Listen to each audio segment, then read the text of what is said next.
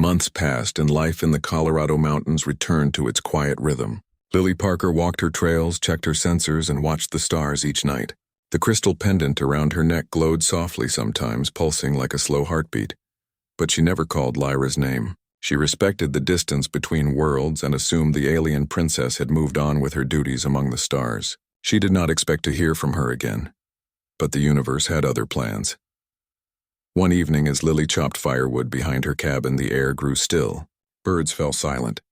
The wind stopped.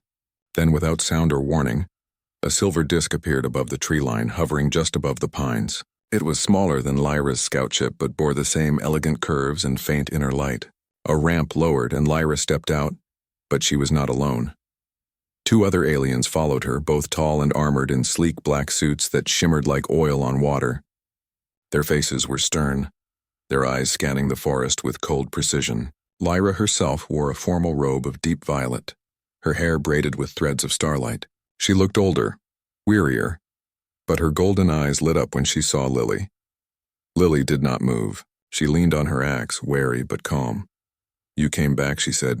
"I had to," Lyra replied. "And I bring trouble." She gestured to her companions. "These are envoys from the Galactic Concord. They do not trust me. They say my report on humanity is biased. They say I was compromised during my crash. Compromised how they believe you altered my judgment, that your kindness was a tactic. They want proof that humans are not a threat before allowing Earth into the wider alliance." Lily frowned. "So they sent you back to test me, not just you?" Lyra said softly. "They want to observe human society, but they refuse to land in cities. Too chaotic, they say. Too loud. So I suggested you. You live alone. You act with honor. You represent what is best in your kind." The lead envoy stepped forward. His voice was flat, toneless. "We will stay 3 days. We will watch. We will listen. If we see deceit, greed, or violence, Earth will be placed under quarantine. No contact, no trade, no warning if danger comes from beyond your system." Lily looked at Lyra. "And if you see good, then the path to the stars opens for your people." Lily nodded. "All right. But you follow my rules. No scanning my mind. No touching my things. And you eat what I eat." The envoys exchanged glances. Lyra translated. They agreed. That night, Lily cooked stew over the fire, beans, potatoes, dried venison. She offered bowls to all 3. The envoys hesitated, sniffing the steam. Lyra ate without question. The others followed slowly. They said nothing, but their eyes widened slightly at the taste. Over the next 2 days, Lily went about her routine. She mended a broken fence, treated a wounded fox with antiseptic, shared her last chocolate bar with Lyra, and helped an old hiker who got lost on the ridge. The envoys watched everything. They recorded nothing. They spoke only to each other in hushed tones. On the 3rd morning, a storm rolled in, heavy snow, howling wind. Lily's radio crackled. A distress call from a nearby ranger station. A young volunteer named Mia had gone missing during a snow survey. Her signal was weak, fading fast. Lily grabbed her pack. "I'm going out. You will die in this storm," the lead envoy said. "Maybe. But I won't leave her." Lyra stood. "I go with you?" The envoys protested. "This is not part of the observation. This is risk without reason." Lyra turned to them, her voice sharp. "This is exactly the reason. Watch if you dare." They followed. The search was brutal. Snow blinded them, wind stole their breath, and the trail vanished under fresh powder. Lily used her knowledge of the land, old rock formations, wind patterns, animal paths to narrow the search. Lyra used her enhanced senses to detect faint body heat beneath a snowdrift. Together, they found Mia half-buried, unconscious, her leg broken. Lily stabilized the injury while Lyra used a small device to warm her core temperature. The envoys stood back, silent, observing. On the hike back, Lily carried Mia on her back, slipping often in the deep snow. Lyra supported her when she stumbled. The envoys could have used their tech to lift them, to teleport them home, but they did not. They walked. They suffered. They saw. Back at the cabin, Lily treated Mia's leg, gave her warm broth, and radioed for a medevac. The girl woke, confused but alive. She thanked Lily with tears in her eyes. That night, the envoys sat by the fire. The lead one finally spoke. "We have seen 3 days of your life, human. We expected noise. We expected fear. Instead, we saw care. We saw sacrifice. We saw no reward sought." Lily stirred the fire. We don't always do the right thing, but sometimes we try. The envoy nodded slowly. Perhaps that is enough. Before dawn, the envoys prepared to leave. They turned to Lyra. Your report stands. Earth will not be quarantined. We will recommend limited contact. Observation continues, but the door is open. Lyra bowed her head. Thank you. They boarded their ship and vanished into the clouds. Lily stood in the snow watching the sky. She felt tired but light, as if a weight had lifted she never knew she carried. You did it, Lily, Lyra said softly. No, we did, Lyra smiled. There is more. The Concord has approved a cultural exchange. Small groups, scientists, artists, teachers, they will come to Earth in secret, learn from you, and humans may one day visit other worlds. Lily looked at her. Will you be one of them always? They sat on the porch as the sun rose, painting the snow gold. Lily handed Lyra a mug of hot tea. Lyra accepted it with both hands. A gesture of deep respect in her culture. You know, Lily said after a while. I never asked. Why did you really come back? Lyra was quiet for a long time. Because I could not forget you. Because your kindness changed me. Because I wanted my people to see what I saw. That courage does not need weapons and strength can be quiet. Lily nodded. And now they have. Yes. But there is another reason. Lyra reached into her robe and pulled out a small data crystal. Inside is a message from the High Queen. She has seen your actions through our records. She invites you to the capital world, not as a subject, not as a test, but as a guest of honor. Lily laughed softly. Me in a royal court, you saved a princess. You proved a species worthy. You walked into a storm for a stranger. You belong among legends. Lily looked down at her worn boots, her calloused hands. I'm just a ranger. You are more than that, and you always were. For the first time, Lily considered leaving Earth. Not forever, but to see, to learn, to stand on another world and look back at her own blue star in the sky. All right, she said, but only if you come with me. Lyra's eyes sparkled. I would not let you go alone. Weeks later, Lily stood on the ramp of a starship wearing simple clothes but standing tall. The pendant around her neck glowed steadily. No longer a symbol of debt, but of friendship. Below, the mountains faded into clouds. Ahead, the stars waited. And somewhere in the vast dark, two worlds began to understand each other. Not through treaties or technology, but through one quiet act of kindness that refused to be forgotten. Spring came to the Colorado mountains with melting snow and birdsong. Lily Parker stood at the edge of her property, watching a sleek silver shuttle descend through the morning mist. It landed softly in the meadow, its ramp lowering to reveal three figures. Two humans in crisp diplomatic uniforms and one familiar alien in violet robes. Lyra stepped forward, her golden eyes bright with warmth. She carried no luggage, only a small satchel woven from starlight thread. You came back, Lily said. I live here now, Lyra replied. Officially, I am Earth's first permanent cultural liaison. My home is where you are. The human diplomats introduced themselves, Clara and Daniel, part of the newly formed Earth-Stellar Relations Office. They were nervous, respectful, and full of questions. Lily showed them to the guest cabin she had helped build near the ranger station, simple structures designed to blend with the land and accommodate both human and alien needs. Over the next weeks, more visitors arrived, not just starborn, but beings from other allied worlds. Tall insectoid scholars from Zenthara, gentle amphibious healers from Corellis, and even a quiet engineer from the methane moons of Draxus who communicated through colored light patterns. They came to learn, to observe, and to build trust. Lily became their guide. She taught them how to start a fire without tech, how to read animal tracks, how to sit in silence and listen to the wind. In return, they showed her wonders, how to grow food from light, how to heal minor wounds with harmonic sound, how to speak without words using shared emotion fields. But not everyone welcomed the visitors. Rumors spread in nearby towns. Strange lights. Odd voices in the woods. People grew afraid. One evening, a group of armed men approached the ranger station, led by a man named Garrett who ran a local radio show full of conspiracy theories. We know what you're hiding up here, he shouted. Aliens, experiments, mind control. Lily stepped out alone, hands open. No experiments, no control. Just guests learning about Earth, liar, he spat. They don't belong here. Lyra appeared behind Lily, calm but firm. We mean no harm. We only wish to understand. Garrett raised his rifle. Get back, freak. Before anyone could react, Lily moved.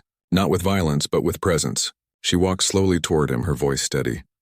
Put the gun down. Your fear is real. But it is not truth. He hesitated. She was just a woman, small, unarmed, human.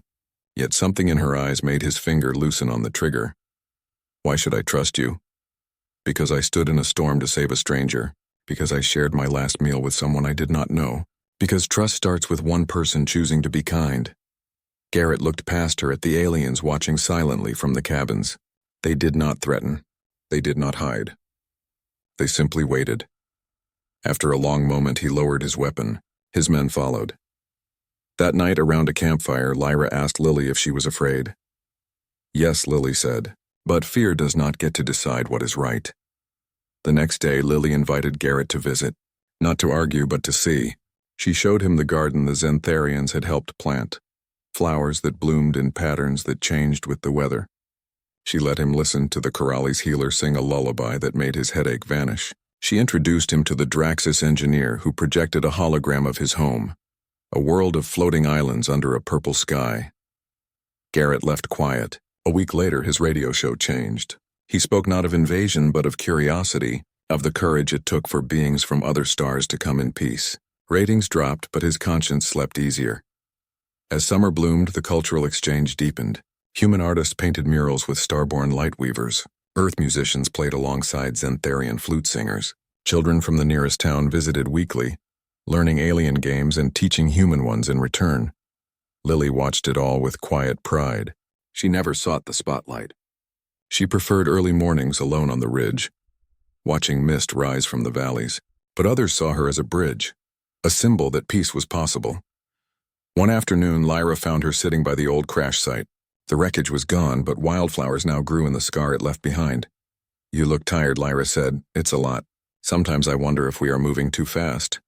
Change is never easy, but you taught me that small steps matter. One act, one choice, one person at a time, Lily smiled. I guess I did. They sat in silence as the sun dipped behind the peaks. Then Lyra spoke again, softer this time. There is something I have not told you. The High Queen has offered me a new role, not just liaison, but heir to the Starborn throne.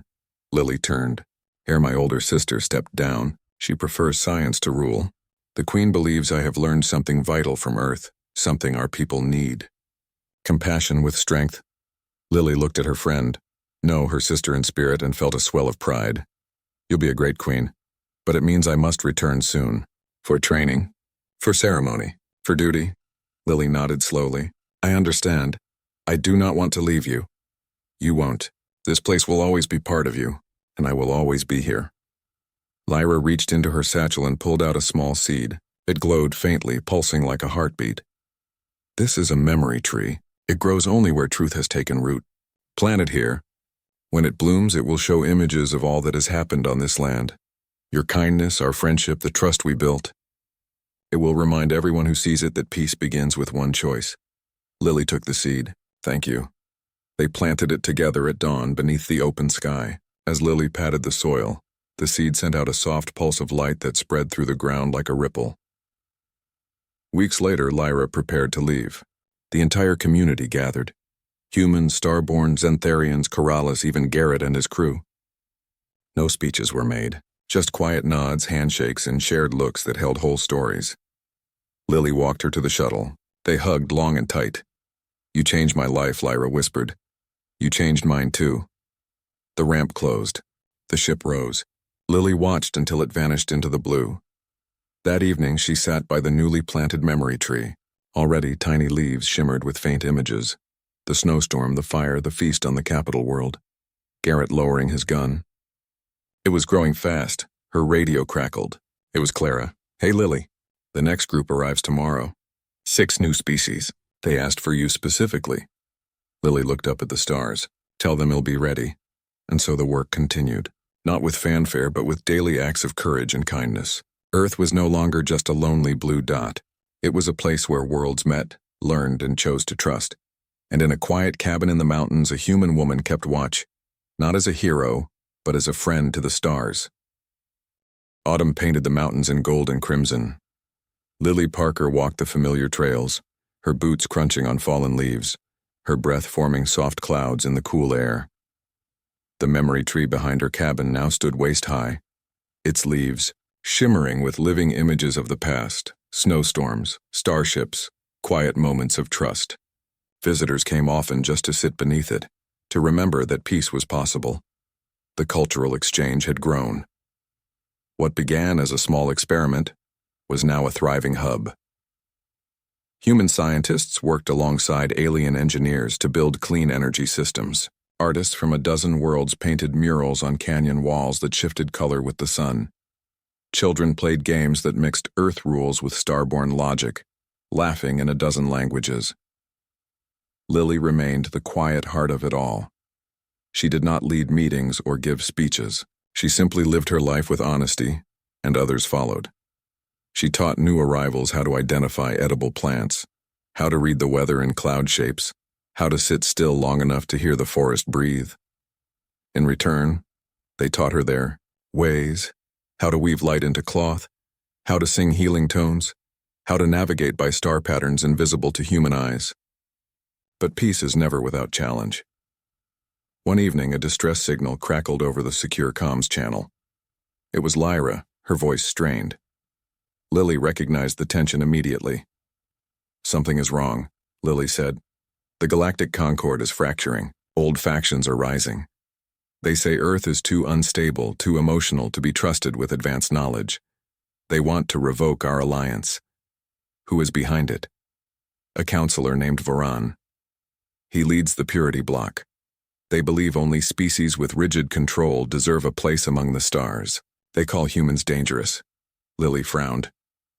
"What can I do? Come to the capital. Speak before the full assembly. Your voice matters more than you know." Lily looked at the mountains, at the cabin that had become a home for so many. She had promised herself she would not leave again so soon, but this was not about her. All right. I'll come. The journey was faster this time. The starship was sleeker, designed for diplomats, not scouts. Lily wore simple clothes but carried the weight of many hopes. When she arrived, the capital world felt different. Tense, quieter, the singing trees were silent. The light rivers dimmed. Lyra met her at the landing pad, her face drawn. "The assembly is tomorrow. Voran has already swayed many. He says humans caused riots on Mars colony, that your media spreads fear, that your leaders lie." "Some of that is true," Lily said. "But we also heal. We create. We choose better every day. That is what you must show them." The next morning, Lily stood alone in the great chamber. It was vast, carved from living crystal, filled with beings from 100 worlds. Voran sat at the center, tall and severe, his silver eyes cold. "You are one human," he said. "What can you prove? I cannot speak for all humans. But I can speak for what I have seen. I have seen a stranger walk into a blizzard to save someone she did not know. I have seen enemies share bread after fear was replaced with understanding. I have seen children from different worlds teach each other songs and call each other friend. Words are easy. Show us truth." Lyra stepped forward. "Then let her." She activated the memory tree's echo, a projection that showed not just images but feelings. The chamber filled with light. They saw Lily in the snow, tending to Lyra. They saw her carrying Mia through the storm.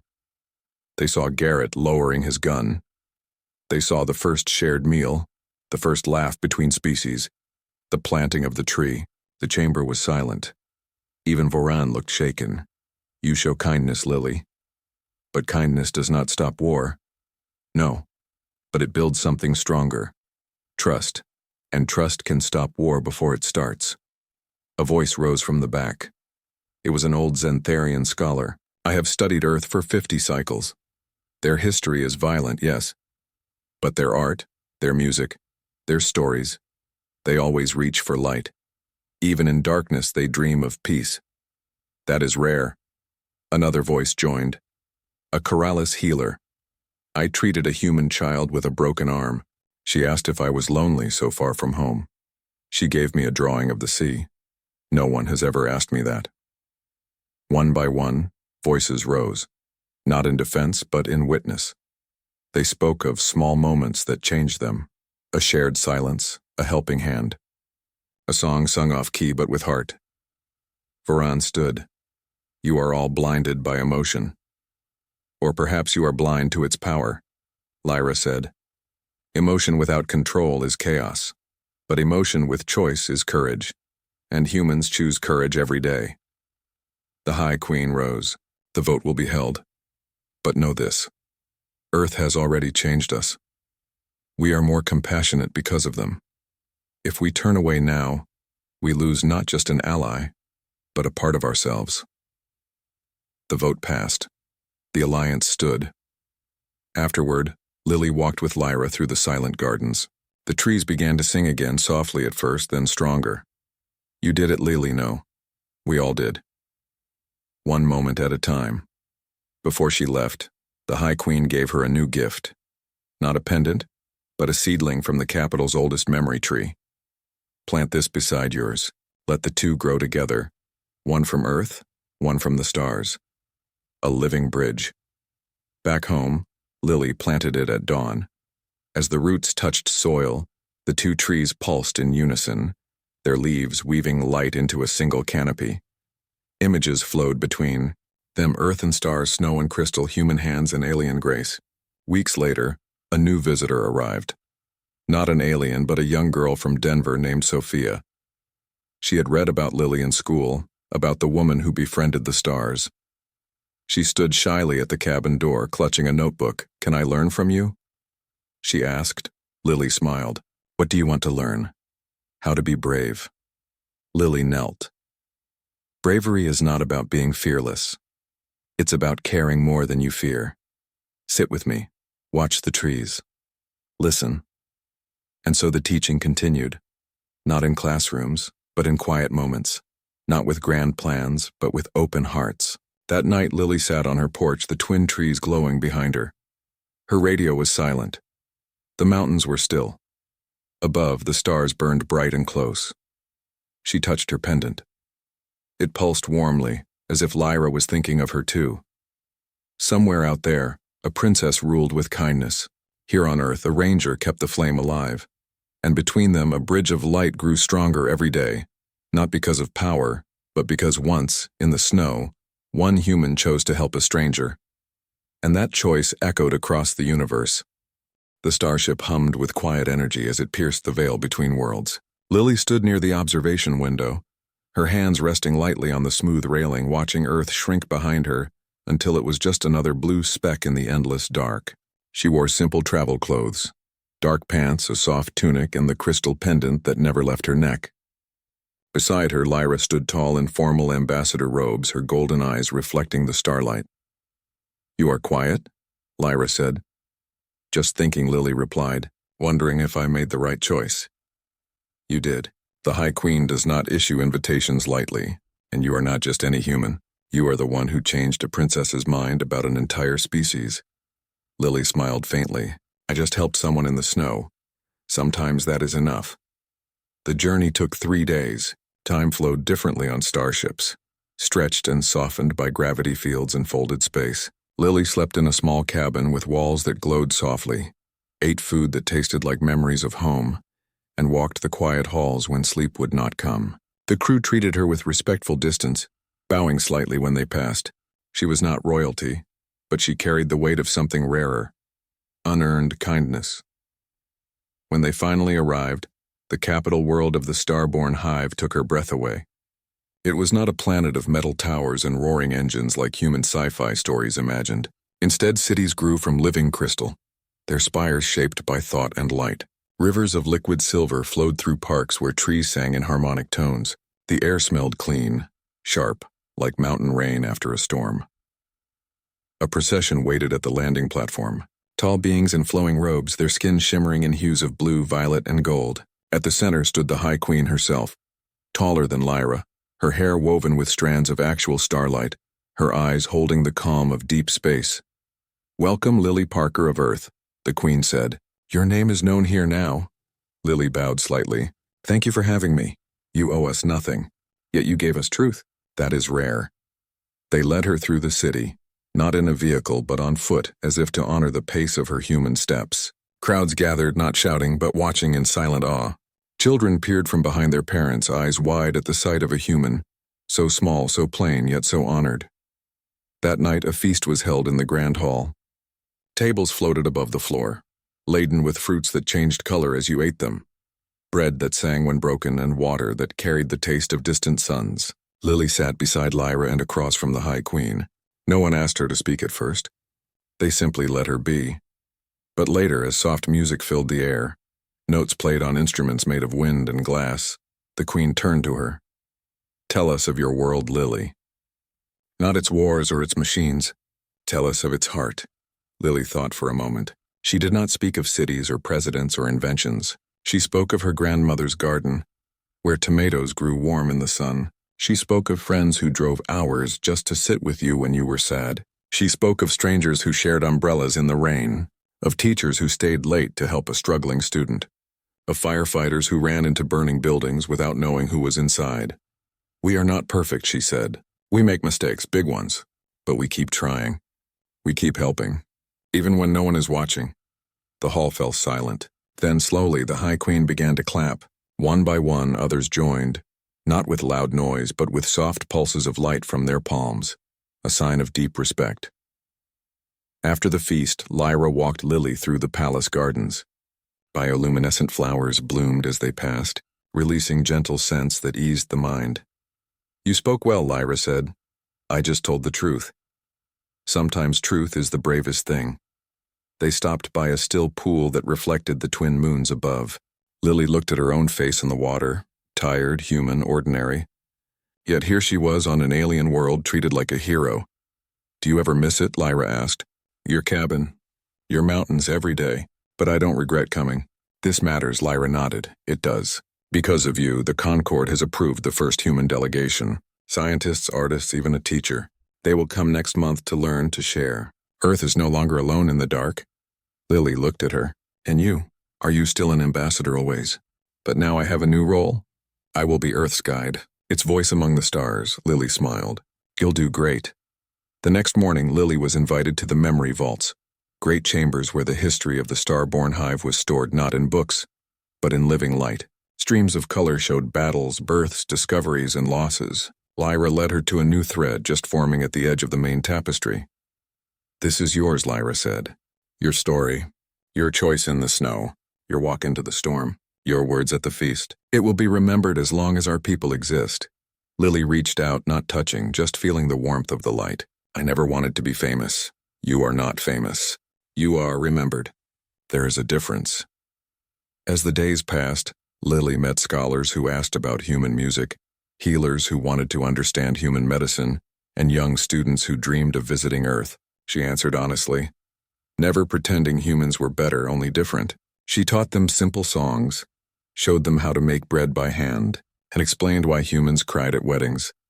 One afternoon, a young alien girl approached her, shyly holding a small carving, a human figure with wind-blown hair, standing beside a broken ship. "I made this for you," she whispered. Lily took it gently. "Thank you. It looks like me." "You are brave," the girl said. "I want to be like you." Lily knelt. "Bravery is not about being unafraid. It's about helping anyway. You already are like me." The girl's eyes lit up. She ran off, clutching the hope Lily had given her. On her final night, the High Queen summoned her again, this time in private. "You have done more than you know, Lily. You have reminded us that strength is not only in power, but in compassion. We had forgotten that. I just lived my life, and that was enough." The Queen placed a small box in Lily's hands. Inside was a second pendant, identical to the first but glowing with a deeper blue light. "This is a key. It allows you to return here anytime, not as a guest, but as family." Lily's throat tightened. "Thank you." When the ship lifted off the next morning, Lyra stood with her at the window.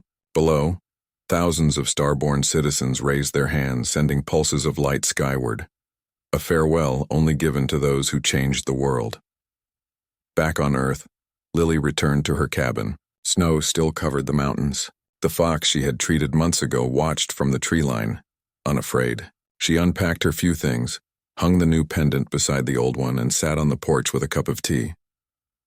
That evening, her radio crackled. It was Mia, the ranger she had saved. "Hey, Lily. Heard you were gone for a while. Everything okay?" "Everything is more than okay," Lily said. "Good. Because we've got a new group coming next week. Cultural exchange. Aliens, they say. You up for helping them settle?" And Lily smiled, looking up at the stars. "Yeah, I think I am." And high above, in the silent dark, two worlds turned toward each other. Not with fear, but with open hands. All because one human chose to walk into the snow and help a stranger. All because one alien chose to believe in her. Their story was not over. It was just beginning.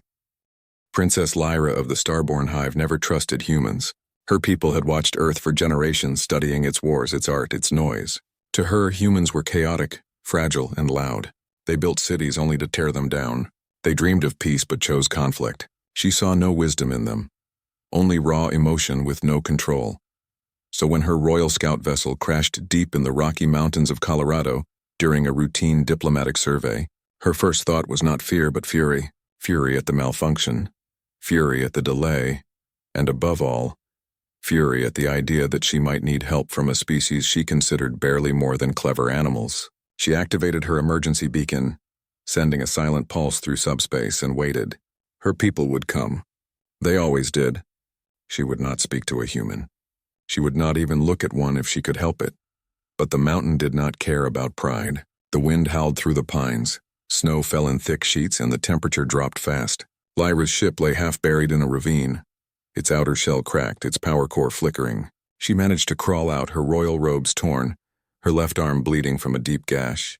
Her biosensors warned of internal bruising and possible rib fractures. Still, she stood tall, scanning the white wilderness with golden eyes that saw heat, motion, and truth. Hours passed. No rescue came. The beacon worked. But space was vast, and her ship had drifted far off course before crashing. She knew it might be days before her fleet located her signal, and humans lived nearby. She could smell their wood smoke, hear the distant hum of their crude machines. She clenched her jaw. She would endure. She would not call for them. Meanwhile, Lily Parker was checking trail markers near Eagle Ridge when she saw the fire in the sky. It was not a meteor, too slow, too controlled.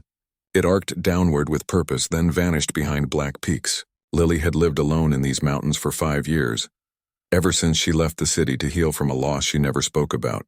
She knew silence, snow, and survival, and something about that falling light felt wrong. She packed her gear, thermal blanket, med kit, water purifier, flare gun, and set out before dawn. The hike was brutal. Snowdrifts reached her knees and the wind cut like glass. But Lily moved with quiet certainty, her boots crunching softly, her breath steady. She found the crash site by following the smell of burnt metal and ozone. What she saw stopped her cold. The ship was unlike anything human, smooth, seamless, glowing faintly with inner light. And beside it, half collapsed against a boulder, was a woman who could not be human. Her skin shimmered blue under the pale sun. Her hair flowed like liquid silver, and her eyes held the depth of distant stars. Yet she bled. She shivered. She was hurt. Lily approached slowly, hands open and empty. The alien woman lifted her head, eyes narrowing. "Speak your primitive tongue elsewhere, human. My people will come. Leave me." Her voice was musical but sharp, like ice cracking. Lily did not flinch. She saw the pain beneath the pride. "You're bleeding, and it's 20 below. Your people might not get here in time." The alien hissed, tried to stand, and fell back. Lily knelt a few feet away, pulled a thermal blanket from her pack, and tossed it gently toward her. "Wrap yourself. Hypothermia kills faster than pride." For a long moment, the alien stared. Then, with stiff movements, she pulled the blanket around her shoulders. Lily stayed. She built a small fire in a sheltered hollow, boiled snow for clean water, and opened her medkit. She did not ask permission. She simply acted. The alien watched every move.